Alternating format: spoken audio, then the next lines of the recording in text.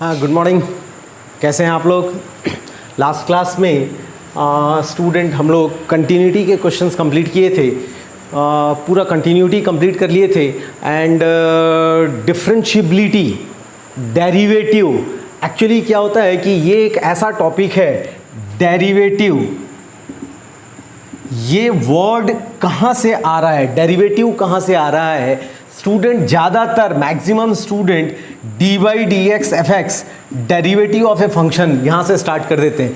ऐसा नहीं है, थोड़ा सा बेसिक है। हाफ एन आवर एक लेक्चर बेसिक। ये बेसिक जो लेक्चर होगा ये जेई पॉइंट ऑफ व्यू से बहुत ही ज़्यादा इंपॉर्टेंट होगा। 99% वीडियो में, 99% लेक्चर में डेरिवेटिव मतलब D by D x F x से स्टार्ट करते हैं। ऐसा नहीं है। देखिए, हम लोग स्टार्ट कर रहे हैं स्टूडेंट डिफरेंशिएबिलिटी। हम लोग स्टार्ट कर रहे हैं डिफरेंशिएबिलिटी। डेरिवेबिलिटी एंड डिफरेंशिएबिलिटी में एक इंपॉर्टेंट वर्ड कॉमन है, वो है एबिलिटी। एबिलिटी, देखो ध्यान से देखो, एबिलिटी का मतलब होता है, बहुत ही ध्यान से समझना बेटे, एबिलिटी का मतलब होता है काबिलियत। हमको इस चैप्टर के अंदर क्या पढ़ना है, important is this, what is this chapter, what is this chapter about? This is the important question, what is this chapter about? This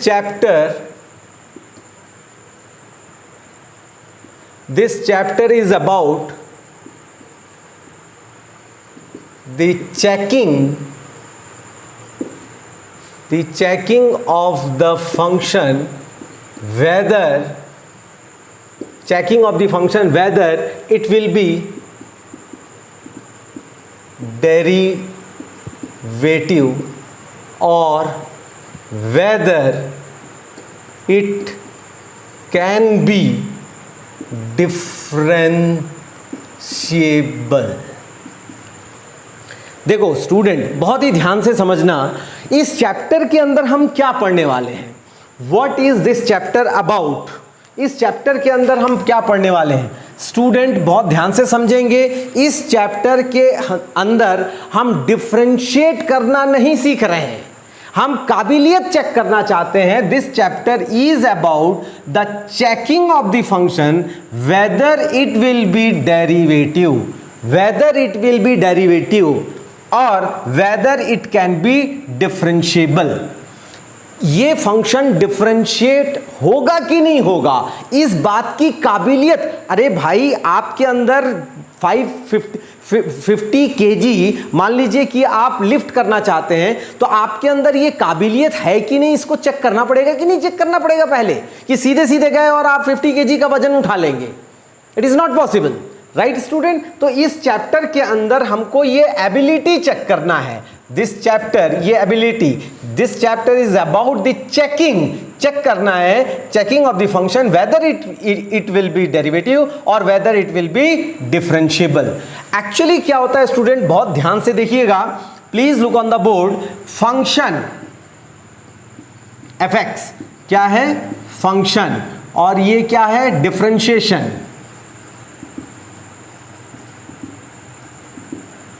और ये हुआ आपका डेरिवेटिव, और डेरिवेटिव का ही मतलब हुआ F dash x.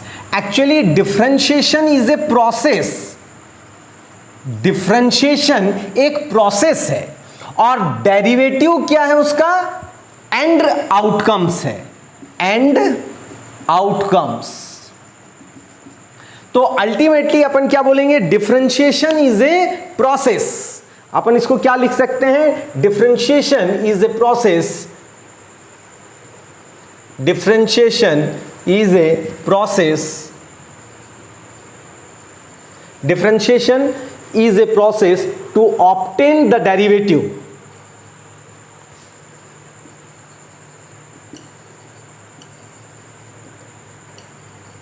to obtain the derivative of any function,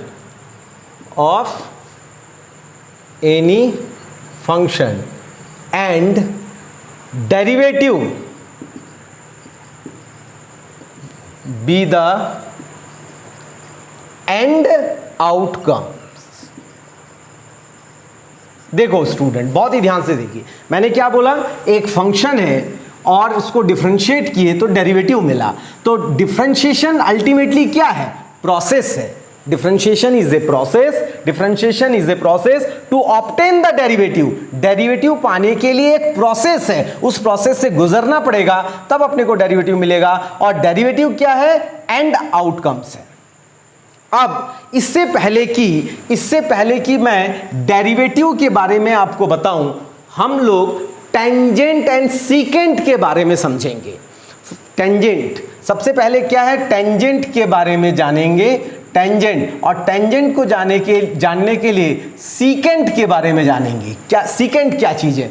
मान लीजिए स्टूडेंट, बहुत ही ध्यान से देखिए, मान लीजिए कि हमारे पास ये कर्व है, तो सीकेंट क्या होता है, कर्व में कोई भी दो पॉइंट को ज्वाइन कर दीजिए। दो पॉइंट को ज्वाइन करने वाला लाइन क्या होगा, सीकेंट होगा। अल्टीमेटली सीकेंट क्या होगा, secant is a line joining two points on the same curve. मैंने क्या बोला, this is a curve, this is not a function, this is a curve. इस कर्व में सीकेंट छेदक रेखा, secant is a line joining two points, कोई भी दो पॉइंट को ज्वाइन करने वाला एक जो लाइन है वो इसी कर्व में वो दो पॉइंट होना चाहिए। ऐसा नहीं कि एक पॉइंट इस कर्व में है और एक पॉइंट आउटसाइड द कर्व में है, तो उसको ज्वाइन करने पे सीकेंट नहीं बोलेंगे। सेम कर्व, एक ही कर्व में दो पॉइंट को ज्वाइन करने वाला लाइन क्या होगा, सीकेंट होगा। और what is tangent, tangent be the limiting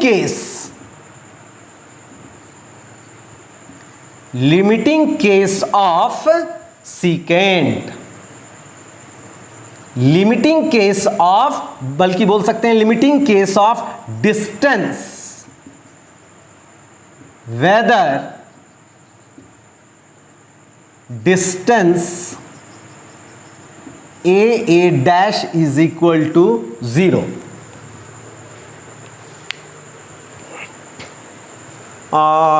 फिर से एक बार, वंस अगेन, सीकेंट क्या हो गया, secant is a line joining two point on the same curve, and tangent ये सीकेंट हुआ। अब टेंजेंट क्या होगा, थोड़ा दिमाग लगाइए, ये वाला जो डिस्टेंस है, ये वाला डिस्टेंस जीरो होता जाएगा, छोटा हो जाएगा और छोटा हो जाएगा और छोटा हो जाएगा, लाइन तो वही था, और छोटा हो जाएगा और छोटा हो जाएगा और छोटा हो जाएगा, तो एक बार इसको टच करता हुआ चला जाएगा। तो ये जो लाइन है, ये वाला लाइन क्या हो जाएगा, टेंजेंट होगा। और यदि ये लाइन टेंजेंट है मतलब क्या हुआ, ये डिस्टेंस क्या है, जीरो, ये डिस्टेंस क्या है, जीरो। आप सोच रहे होंगे स्टूडेंट कि ये भाई ये टेंजेंट, ये सीकेंट, इन सब चीजों के बारे में क्यों बता रहे हैं सर, सीधा सीधा डेरिवेटिव बता देते, सीधा सीधा हमको डेरिवेटिव समझ में आ जाता। नहीं, अभी बहुत इंपॉर्टेंट राज खुलने वाला है, बहुत ही ध्यान से आप देखते रहेंगे, समझते रहेंगे। मान लीजिए, सपोज करो, बहुत ही इंपॉर्टेंट चीज बताने जा रहा हूं बेटा, बहुत ही इंपॉर्टेंट, ध्यान से इधर देखेंगे, please look on the board. बहुत ही अच्छे जगह पे हम लोग पहुंच गए हैं। सपोज करो स्टूडेंट, ये हमारे पास एक कर्व है और इस कर्व में एक पॉइंट P है। ध्यान से समझने की कोशिश कीजिएगा, इस कर्व में एक पॉइंट P है, राइट बेटा। तो अब सीधे सीधे मैं टेंजेंट ड्रॉ नहीं कर सकता, मुझे इस P पॉइंट पे टेंजेंट ड्रॉ करना है। तो टेंजेंट ड्रॉ करने के लिए मैं क्या करूंगा, पहले सीकेंट ड्रॉ करूंगा। और सीकेंट भी दो टाइप से ड्रॉ कर सकते हैं। इस पॉइंट से मुझे सीकेंट ड्रॉ करना है तो सीकेंट भी दो टाइप से ड्रॉ कर सकते हैं। इस पॉइंट के लेफ्ट कर्व, प्लीज ध्यान दीजिएगा, इस पॉइंट के लेफ्ट कर्व में कोई भी एक पॉइंट को ज्वाइन कर दीजिए इस पॉइंट से, तो ये क्या हो जाएगा, एक सीकेंट हो जाएगा। इस P पॉइंट के राइट कर्व, इस P पॉइंट, सपोज करो कि यहाँ पे कोई एक खड़ा हुआ है, कोई एक बंदा खड़ा हुआ है, इस बंदे का लेफ्ट साइड ये है, तो इस कर्व का लेफ्ट साइड ये है, तो इस कर्व के लेफ्ट साइड पे किसी एक पॉइंट को ज्वाइन कर दिया तो ये एक सीकेंट होगा। This is called secant of left hand side. और इस पॉइंट को राइट साइड, इस कर्व के राइट साइड के एक पॉइंट से यदि अपन ज्वाइन कर दिए तो क्या होगा, एक दूसरा सीकेंट हो जाएगा।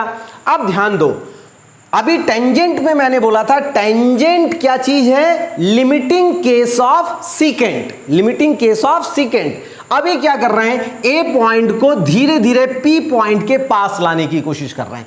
जब ए पॉइंट पी पॉइंट के साथ कोइंसाइड हो जाएगा तभी तो टेंजेंट होगा। ध्यान से देखिएगा, ए पॉइंट को पी पॉइंट के पास लाया और पास बहुत ही पास ये ले आया लेफ्ट हैंड साइड से। सिमिलरली ए डैश पॉइंट को पी पॉइंट के पास लेकर जाना है। चलिए, ए डैश पॉइंट को पी पॉइंट के पास लाए और बहुत ही पास। इट इज वेरी क्लियर, क्या समझ में आ रहा है, यहां पे क्या नजर आ रहा है आपको, ध्यान से देखिए कि लेफ्ट हैंड साइड का टेंजेंट राइट हैंड साइड के टेंजेंट से कोइंसाइड हो गया तो फाइनल हमको एक यहां से यहां पे क्या मिला, फाइनल टेंजेंट मिला। इफ लेफ्ट हैंड साइड का टेंजेंट और राइट हैंड साइड का टेंजेंट कोइंसाइड होगा तो हमको क्या मिलेगा, फाइनल एक टेंजेंट मिलेगा। तो tangent be the limiting case, finally tangent, मैं इसको फाइनल डेफिनेशन लिख रहा हूं, finally tangent be the limiting case of secant, but this limiting case can be approached either from left hand side or right hand side, and left hand side or right hand side, and when left hand side and right hand side tangent are coincide, then we say that tangent exists, that is function is derivable। अब आ रहे हैं धीरे धीरे डेरिवेबल में। देखो बहुत ही important जिस चीज को मैंने यहां एक्सप्लेन किया है उसको मैंने यहां राइट किया है। फिर से एक बार मैं बता दूं, बहुत ही धीरे धीरे समझना है। टेंजेंट क्या हुआ भाई, limiting case of secant, but this limiting case can be approached. ये जो लिमिटिंग केस है, देखो मैं यहां पे इसको क्यों एक्सप्लेन कर रहा हूं, धीरे धीरे आपको समझ में आएगा बेटा, अभी तो एकदम से आप नहीं समझ पा रहे हैं। ये जो limiting case can be approached either from left hand side, हमने ए पॉइंट को धीरे धीरे पी के पास लाया और पास सबसे पास इसमें कोइंसाइड किया। ए डैश पॉइंट को हम धीरे धीरे पी के पास ला रहे हैं और जब ए डैश पॉइंट पी के साथ कोइंसाइड हो जाएगा तो लेफ्ट हैंड साइड का टेंजेंट और राइट हैंड साइड का टेंजेंट यदि कोइंसाइड हो रहा है तो टेंजेंट एग्जिस्ट कर रहा है। Left hand side and right hand side tangents are coincide, then we say that tangent exist. जब यूनिक टेंजेंट एग्जिस्ट करेगा किसी पॉइंट पे तभी हम फंक्शन को डेरिवेबल बोलते हैं। और यूनिक टेंजेंट कैसे एग्जिस्ट होना चाहिए, लेफ्ट हैंड साइड का टेंजेंट और राइट हैंड साइड का टेंजेंट कोइंसाइड होना चाहिए। क्लियर हो गई बात? Is this definition is clear? Is the definition of tangent, is the definition of secant, and the limiting case को तो अभी हम लोग और ज्यादा आगे पढ़ेंगे। लिमिटिंग केस क्लियर हुआ? मेरी बात समझ में आ रही है कि नहीं आ रही है?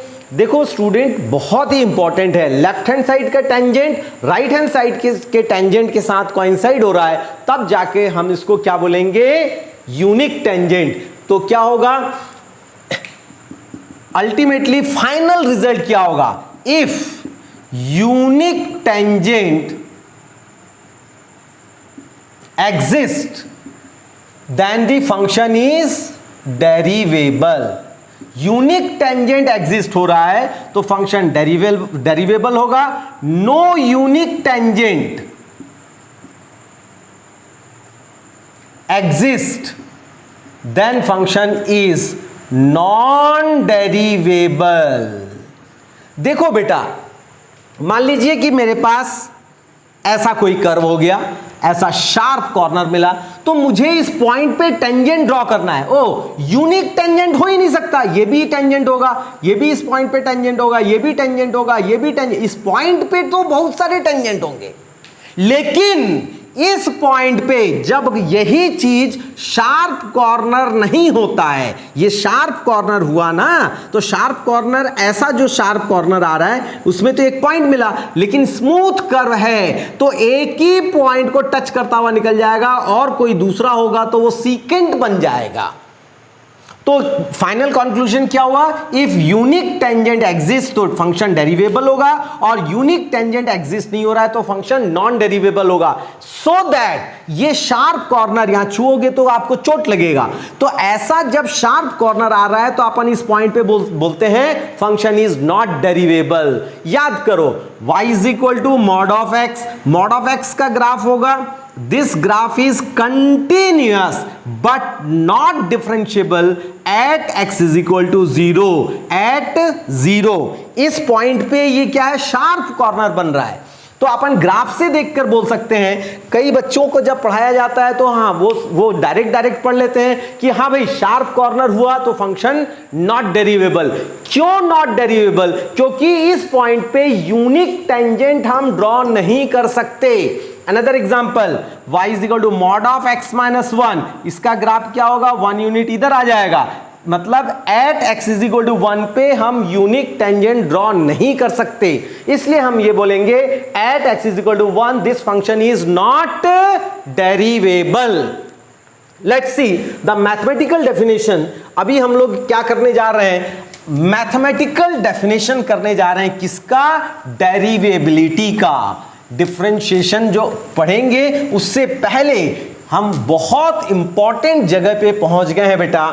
मैथमेटिकल डेफिनेशन अभी हम लोग पढ़ने जा रहे हैं, मैथमेटिकल डेफिनेशन ऑफ डेरिवेबिलिटी।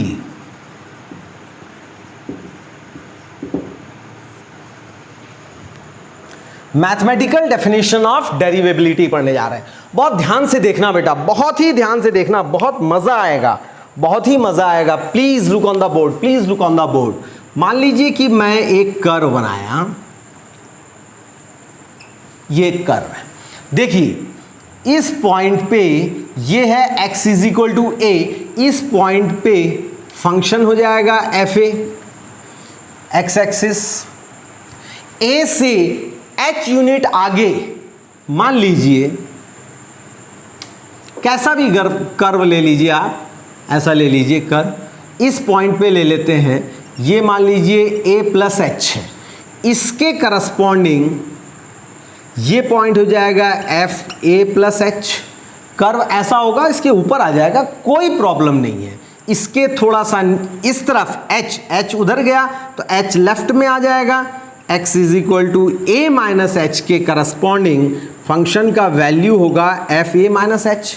मेरी बात समझ में आ रही है, क्लियर है स्टूडेंट? अब ध्यान से देखो, इस पॉइंट पे मेरे को डेरिवेटिव फाइंड करना है, मतलब मुझे इस पॉइंट पे यूनिक टेंजेंट मुझे ड्रॉ करना पड़ेगा, यूनिक टेंजेंट एग्जिस्ट करना होगा। देखिए अभी मैं इसको ले लेता हूं ए पॉइंट और इसको ले लेता हूं ए डैश पॉइंट, इससे इसको ज्वाइन कर देता हूं और इससे इसको ज्वाइन कर देते हैं, ठीक है? ये दो सीकेंट बन गया। अब धीरे धीरे ए जो पी के पास आएगा, ए डैश भी पी के पास आएगा, तो हमारा ये यूनिक टेंजेंट ड्रॉ हो जाएगा।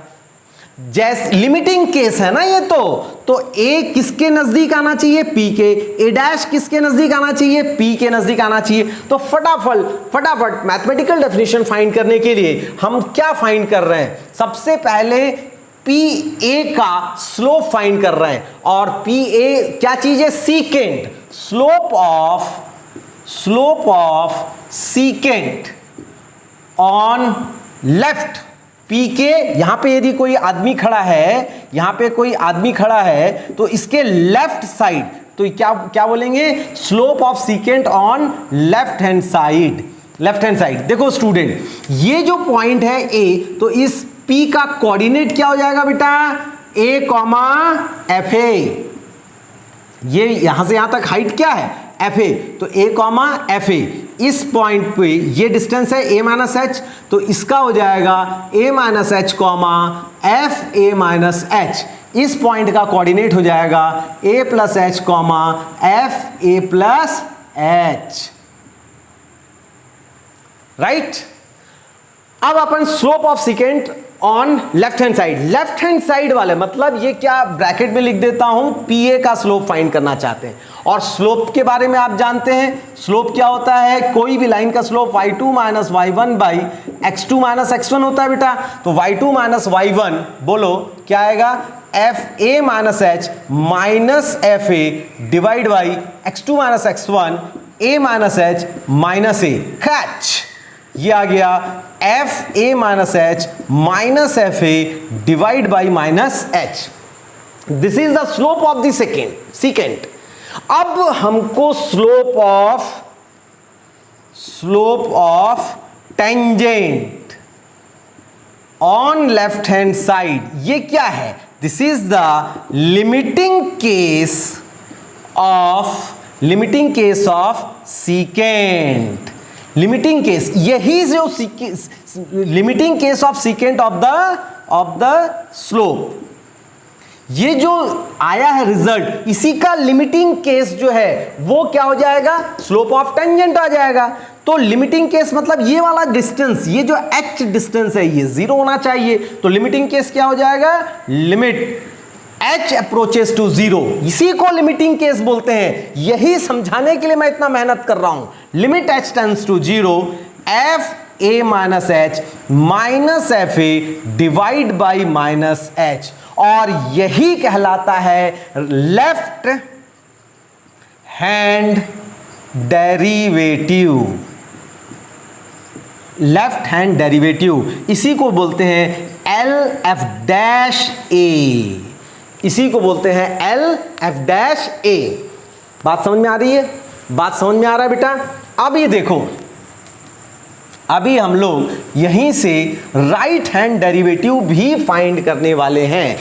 स्लोप ऑफ, फटाफट स्टूडेंट देखते जाइए, बिल्कुल नेक टू नेक चलेगा, अब तो कोई दिक्कत ही नहीं है। Slope of secant on right hand side, that is किसका स्लोप, पी ए डैश, क्या हो जाएगा बेटा, y2 minus y1, x1 y1 कोई भी ले लो, ये हो जाएगा f A plus H minus F A divide by A plus H minus A, A cancel, F A plus H minus F A divide by H. उसके बाद slope of tangent, slope of tangent on right hand side, right hand side से slope of tangent हमको find करना है।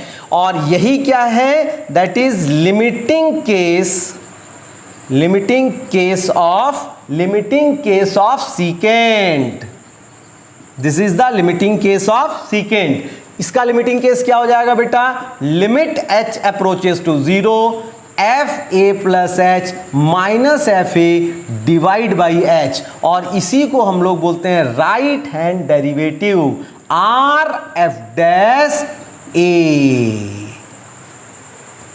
Clear है? And the mathematical definition is, if left hand derivative L F dash A is equal to R F dash A is equal to finite, then function F X is डेरिवेबल।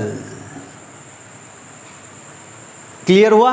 Are F dash ए ये याद रखना है, L F dash ए आपको याद रखना है। ये दोनों ही फॉर्मूला मैंने यहां पे प्रूफ किया है, ये दोनों फॉर्मूला मन मस्तिष्क में बैठा लीजिए। मैं यदि बोलूंगा बेटा आर एफ डैश 2, तो at x is equal to क्या बोल रहा हूं 2, फॉर्मूला क्या होगा limit h approach, first principle से क्वेश्चन सॉल्व करेंगे तो ये सब काम आएगा। Limit h approaches to 0 f2 plus H minus f2 by h, and L F dash 2 क्या आने वाला है, limiting value limit h tends to 0 f2 minus h minus f2 by minus h. तो बात समझ में आई? Left hand derivative, this is called left hand derivative, this is called right hand derivative. Most of the teacher, most of the student ये सब चीज नहीं पढ़ते हैं, सीधे ये फॉर्मूला याद करते हैं। तो h कहां से आया, लिमिट क्यों लिया, लिमिटिंग केस क्या है, ये क्या है स्लोप, स्लोप। तो ये स्लोप कैसे फाइंड कर रहे हैं, slope of secant slope of tangent में कैसे कन्वर्ट हो रहा है, यूनिक टेंजेंट ड्रॉ करने पे ये एग्जिस्ट कर रहा है, डेरिवेबल कहलाएगा। यूनिक टेंजेंट नहीं होगा तो ये डेरिवेबिलिटी नहीं होगी। क्लियर है? ये दोनों फॉर्मूला रट लीजिएगा, याद कर लीजिएगा। इसके बाद क्वेश्चन बहुत ही छोटे क्वेश्चन, एनसीईआरटी में बहुत ही कम क्वेश्चन है। हम लोग एनसीईआरटी और प्रीवियस ईयर के क्वेश्चन को मिलाकर एक लेक्चर लेंगे, उसके बाद सीधे डी बाई डी एक्स, यही तो है डी बाई डी एक्स। अब डैश मतलब क्या, डी बाई डी एक्स होगा। बात समझ आ रहा है? डेरिवेबल है मतलब डिफरेंशिएट करेंगे, डिफरेंशिएशन क्या है, एक प्रोसेस है। Clear? Okay, please note down. Thank you.